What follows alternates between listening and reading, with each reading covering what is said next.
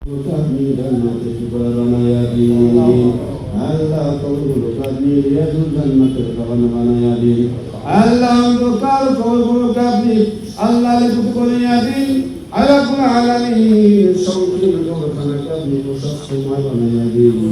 আল্লাহ কিয়ামত পর্যন্ত আপনি কবরে জান্নাতের হাওয়া করিয়া দিন। আল্লাহুল আলামিন যাদের আব্বা আম্মা জীবিত আছে পিতা মাতার খিদমত করার তৌফিক দান করিয়া দিন।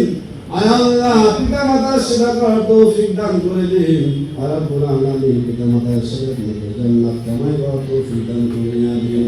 আয় আল্লাহ বিশেষ করে আজকে যে জন্য এখানে বৈঠক আল্লাহ তো ইন্তজাম করেছেন, আপনি তো অন্তর্যামী, আপনি সব কিছু জানেন, সব কিছু বুঝেন।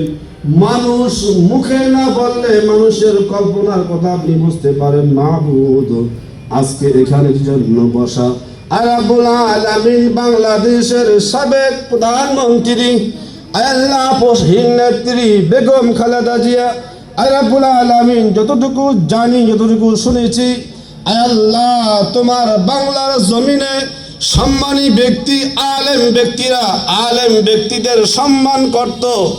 রব্বুল আলামিন আলেম ব্যক্তিদের ইজ্জত করত, আলেম ব্যক্তিদেরকে মানত।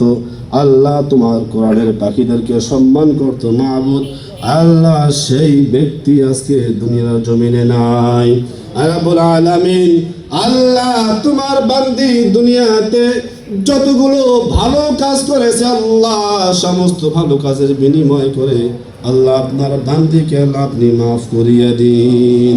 আয় আল্লাহ দুনিয়াতে মানুষ মাত্রায় ভুল, যদি কোনো ভুল ত্রুটি করে থাকে আল্লাহ দয়া করে মেহেরবানি করে আল্লাহ সাবেক প্রধানমন্ত্রী বেগম খালেদা জিয়া আপসহীন নেত্রী আল্লাহ আলেমদের মুকুট রব্বুল আলামিন আলেমদেরকে সম্মান করতে ইজ্জত করত তাজিম করতে রব্বুল আলামিন আল্লাহ তোমার দিনকে ভালোবাসতো রব্বুল আলামিন দয়া করে মেহেরবানি করে আল্লাহ সবগুলো সিরাই করে সমস্ত ভুলগুলোকে আপনি ক্ষমা করিয়া দিন।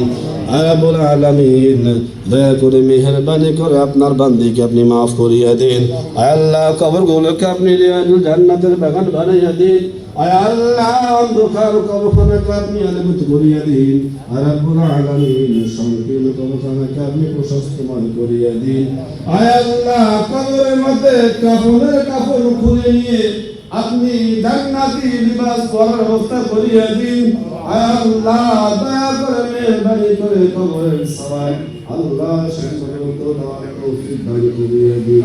রব্বুল আলামিন তার সন্তান আছে খারিজিয়া রব্বুল আলামিন দয়া করে মেহেরবানি করে ইজ্জতের সহিত সম্মানের সহিত জীবন যাপন করার তৌফিক দান করিয়া দিন।